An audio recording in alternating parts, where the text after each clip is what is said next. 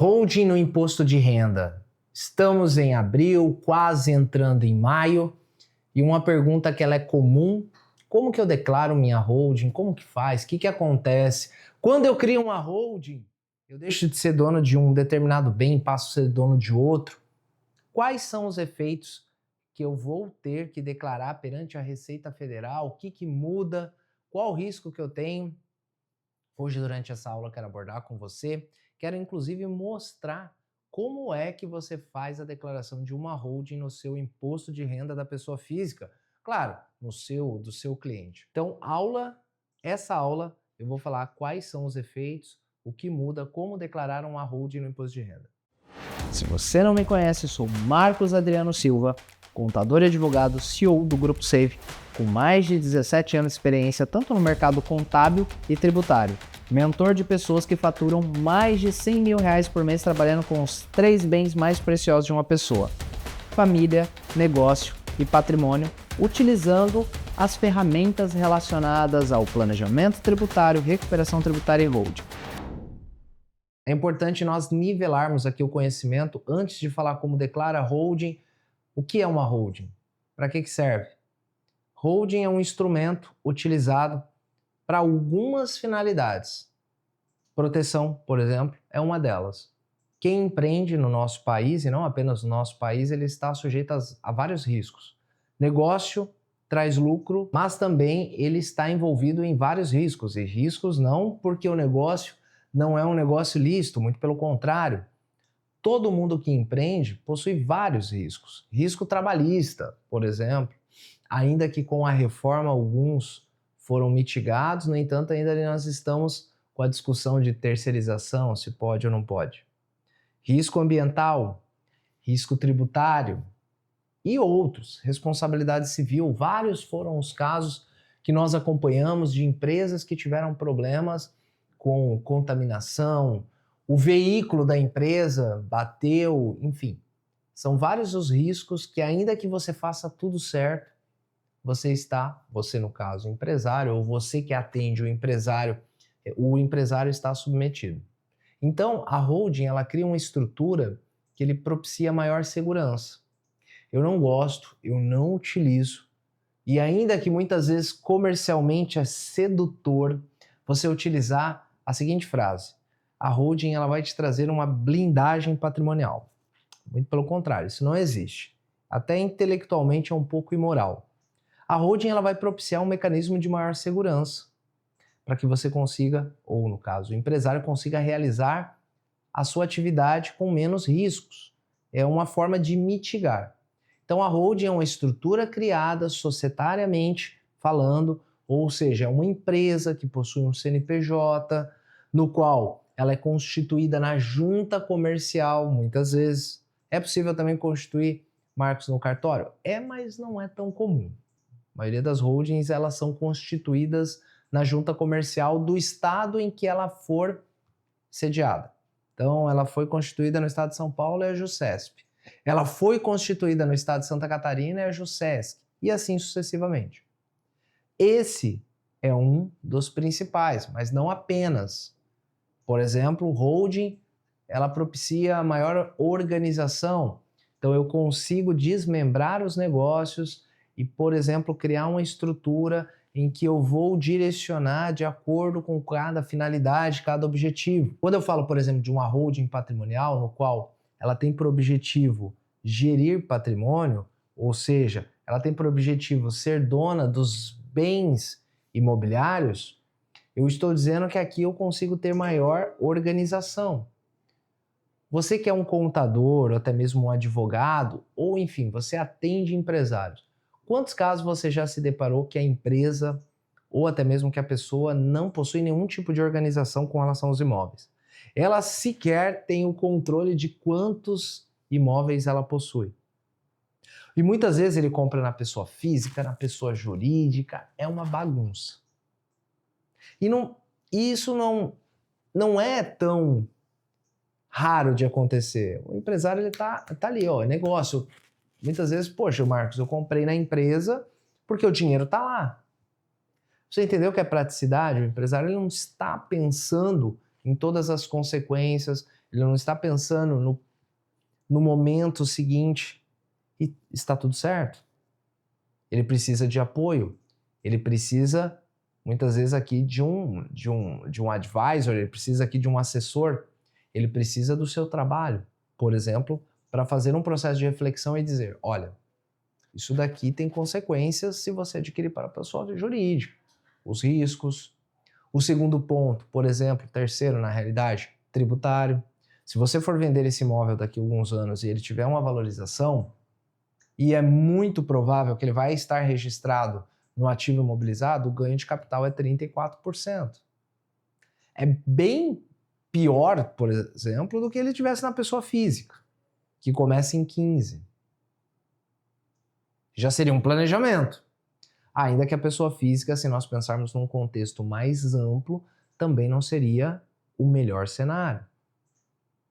Então, a holding, além de proteção, organização, redução do custo tributário, há várias vantagens que a holding possui, por exemplo, desde que esteja bem estruturado, na venda de um imóvel, no qual hoje eu tenho um custo que vai de 5,93 a 6,47, dependendo do tamanho do volume transacionado, porque aí eu tenho um aumento no ganho de capital, que eu pagaria numa holding do lucro presumido, PIS, COFINS, Imposto de Renda e Contribuição Social, que ambos totalizariam ali 5,93, ao invés, por exemplo, de 15% do ganho de capital.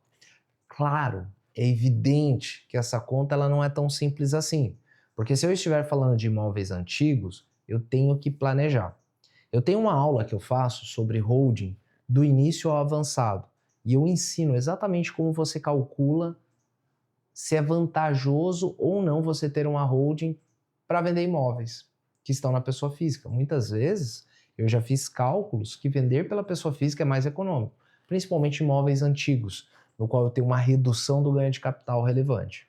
Além da questão tributária, além da questão da organização, além da questão da proteção, eu tenho vários outros benefícios em ter uma holding. Eu tenho benefícios sucessórios, desde que eu consiga atrelar a utilização de uma holding a um planejamento sucessório, no qual muitas vezes os pais já atribuem aos filhos a propriedade das empresas, dos imóveis, mas com limitação.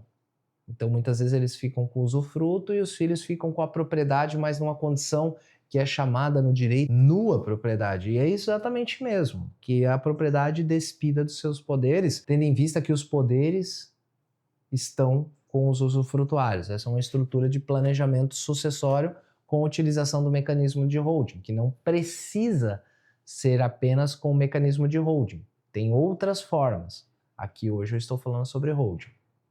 Então, holding possui vários benefícios e no final do dia é uma empresa com CNPJ, constituída na sua grande parte na junta comercial, que tem por objetivo, muitas vezes, gerir patrimônio imobiliário. Gerir patrimônio imobiliário, que é uma holding que é criada para ser dona de empresas, uma holding que é criada para ser dona de imóveis, e assim sucessivamente. E quando você constitui, e na maioria das vezes é mais comum você se deparar com a holding patrimonial, ou a holding imobiliária, ou administradora de bens. Tem várias vertentes de nome, mas que não desnuda o objetivo dela final, que é ser dona de imóveis. Essa eu chamo de holding patrimonial. É muito comum você ouvir, principalmente no âmbito dos contadores, ou até mesmo dos advogados, que são mais experientes, chamarem de administradora de bens. Administradora de bens, é muito comum. É a mesma coisa. Finalidade é ser dona de imóveis. Então o imóvel não vai ser da empresa operacional que gera lucro, mas que possui vários riscos. Ele não é da pessoa física, que muitas vezes também corre riscos. E tributariamente pode ser menos vantajoso? Pode. Não é que é. Do que ter uma empresa especializada em ser dona de imóveis. E quando isso acontece, quando eu constituo uma holding, há um fenômeno patrimonial envolvido. Por quê? Na grande maioria das vezes, eu tenho vários imóveis. Ou não, posso ter menos. E esses imóveis, eles estão na minha pessoa física, por exemplo, na maioria das vezes. Ou até mesmo na minha pessoa jurídica.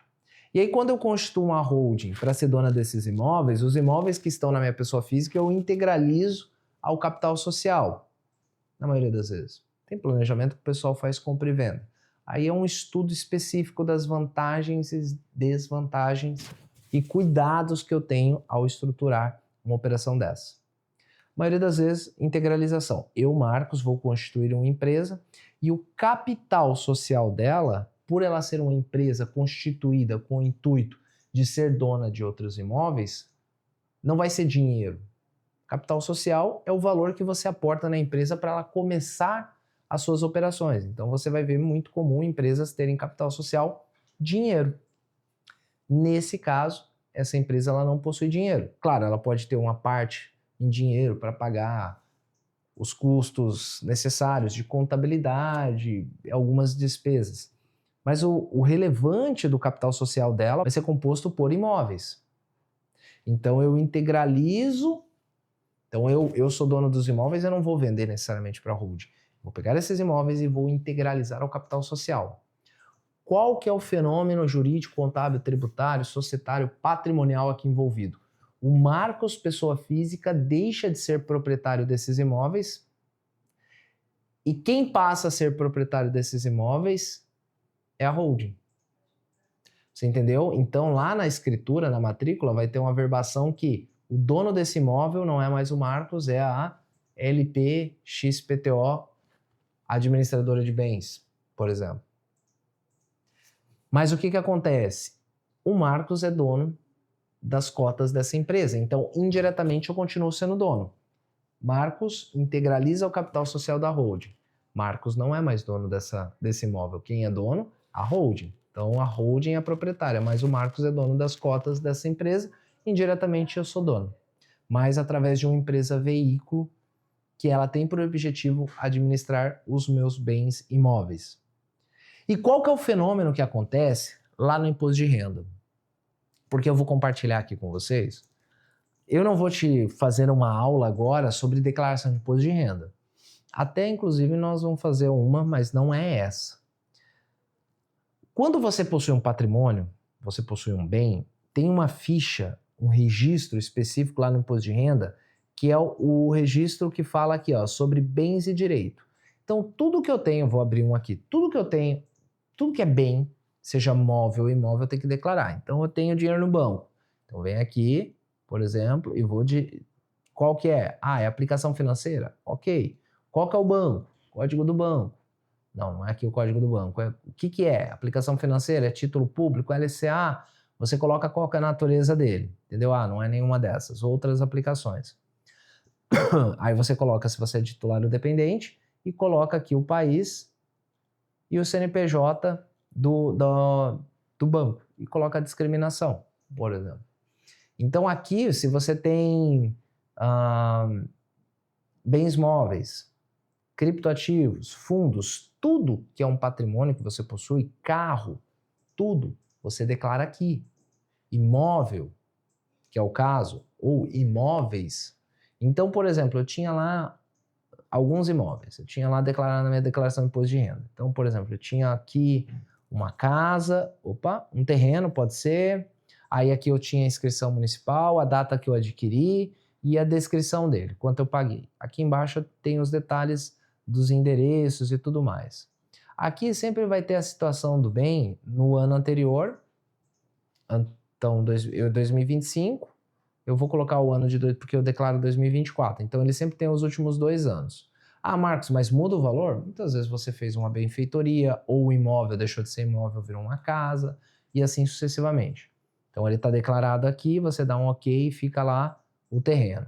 Aí depois você tem mais um imóvel. Tenho lá, por exemplo, eu coloco aqui a natureza, né? Se é 1, 2 ou 3, ou 4, ou assim sucessivamente. Então, tudo que é bem imóveis é no 1. Depois, qual que é o código dele? Da natureza. Ou seja, agora, por exemplo, tem um apartamento. Mesma coisa, inscrição municipal, quando que eu comprei, a descrição dele, todos os imóveis, quanto que ele valia no ano anterior e nesse. Marcos, mas se for imóvel novo, ele só vai ter o último ano, o outro vai estar zerado. E assim sucessivamente, eu tenho lá 5 imóveis. Constituí a minha holding. Passei agora a não ser mais dono desses imóveis. Fiz todo o processo perante o registro de imóveis, transferi a propriedade, TBI, toda aquela parte superada. Fiz tudo isso em 2024, por exemplo. Agora, em 2025, eu tenho que declarar. E agora? O que eu faço? Você vai fazer o seguinte. Você vai declarar nos imóveis, você zera ele. Então, a casa não existe mais, né? Eu não sou mais dono dela. Então, por exemplo, se ela estava lá em 2023 com 100 mil, esse terreno, 150 mil reais era o valor do terreno. Agora, nesse ano é zero. Por quê? Eu tirei ele da minha declaração de imposto de renda. Mas por quanto que ele saiu, Marcos? 150 mil, e aí você faz lá o GCAP e faz 30 dias após você faz a declaração de GCAP. Mas no imposto de renda ele vai estar zerado, porque ele não existe mais. Quando você vende um imóvel, você faz a declaração de ganho de capital, paga ou não, a holding nós integralizamos pelo custo histórico, não tem ganho de capital, e aí você vai e zera, porque ele não existe mais. A mesma coisa eu vou fazer lá com o apartamento. Mesma coisa, vamos pensar que o apartamento valia 450 mil. 450 mil, aqui não, 45. Opa, 4 milhões. 450 mil. E agora ele vale zero, porque lá no ano passado eu integralizei ele na hold. Então o que aconteceu? Eu deixei de ser dono, lembra? Marcos não é mais dono dos imóveis, mas eu sou dono das cotas de uma holding. Eu sou dono da empresa, lembra? Marcos não é mais dono dos imóveis, mas eu sou dono de uma empresa, eu sou dono da participação societária dessa empresa. Então, eu zero a titularidade dos imóveis, porque eu não sou mais dono, eles deixaram de pertencer à minha pessoa física, e eu passo a ser dono, agora ser proprietário, ser titular das cotas de uma empresa. Aí, olha só, imóvel é 0,1, móveis é 2, participações societárias é 3. Então, eu seleciono 3. Esse ano, inclusive, aconteceu uma novidade. Porque quando eu declaro cotas de holding, eu venho aqui no termo 2, olha só, cotas ou quinhão de capital, Brasil, coloco o CNPJ da holding e a descrição. Beleza. O ano 1, o ano anterior não tinha nada, esse ano vai ser, por exemplo, lembra? O imóvel era 150, o terreno era 150 e o apartamento 450. Então, 600 mil reais é o capital social. Vamos pensar que eu integralizei esses dois imóveis. 600 mil reais é o capital social, que agora eu não tenho zero propriedade de imóveis. Você viu que a sua declaração ela fica equilibrada? Saiu 600 mil de imóveis e entrou 600 mil de participação societária. Só trocou a natureza do bem. Acabou. Isso aqui. Finalizou. Esse é o efeito da holding no imposto de renda. Mas o que aconteceu com esse ano? Uma novidade. Foi criado dentro do Código 3, que é a participação societária, o Código 3, que é um código específico de holding, que é desse ano. E foi colocado aqui, ó, holding patrimonial. Ações ou cotas adquiridas por integralização de bens já declarados ao capital social. Se eu for ver, o 2 está certo. Mas eles criaram um específico de holding patrimonial. Então, aqui é a holding dos imóveis. Então, ele está falando de bens, ações adquiridas por integralização de bens já declarados ao capital social. Aqui é imóveis e participação societária, que é a holding de participações. Eles criaram um específico, que muda essa natureza aqui de 2 para 3. Então, a partir desse ano, a Receita Federal quer enxergar especificamente os valores que foram deixados a propriedade não existe mais e foi constituída aqui a participação societária. Então, aqui foi criado um código específico. Quando que eu entendo que esse código ele vai ser utilizado? Quando eu tiver um patrimônio, e aqui eles não especificaram se é só imóveis, E olha que interessante, eles falaram holding patrimonial. Se eu for pegar na essência, holding patrimonial é só imóveis. Mas tudo bem. Que tenha as ações adquiridas por integralização de bens já declarados. Então, por exemplo, eu constituí uma holding patrimonial com imóveis que já eram bens declarados. Eu vou colocar o 03. Eu constituí uma holding de participações, que é uma holding para ser dona de outras empresas. Então, eu tenho várias empresas e eu integralizo essas cotas ao capital social dela. Também é o 3. Eu baixo, então, quando for empresas, eu baixo a propriedade dessas empresas, as cotas, a participação societária eu baixo e crio uma nova participação societária, agora com o código 3, que é o código específico de holding, que esse ano foi constituído. O efeito no imposto de renda é basicamente você baixa o patrimônio que foi integralizado e constitui o novo, que é a participação societária, que agora, a partir desse ano, tem um código específico que é o 03 para bens que foram integralizados e que já haviam sido declarados. É bem específico. Se não, fica no 02, no grupo 3 de participação, no código 2. Esse é o efeito da holding no imposto de renda. Espero que você tenha gostado dessa aula. Eu sempre peço que ao final dela você avalie, você deixa o seu like ou não. Se você não gostou, sinta-se à vontade. Comentários. Compartilhe essa aula no seu grupo de amigos que são interessados em assuntos relacionados à parte tributária, societária, à parte de holding, planejamento, a essa área importante, empresarial. O grupo da faculdade, quanto mais pessoas estiverem aqui, mais membros nós temos para criar essa comunidade engajada, que inclusive na terça-feira às 9 horas nós temos aula ao vivo no Papo Estrategista e quinta-feira às 16 horas. Um abraço, fique com Deus, até a próxima aula.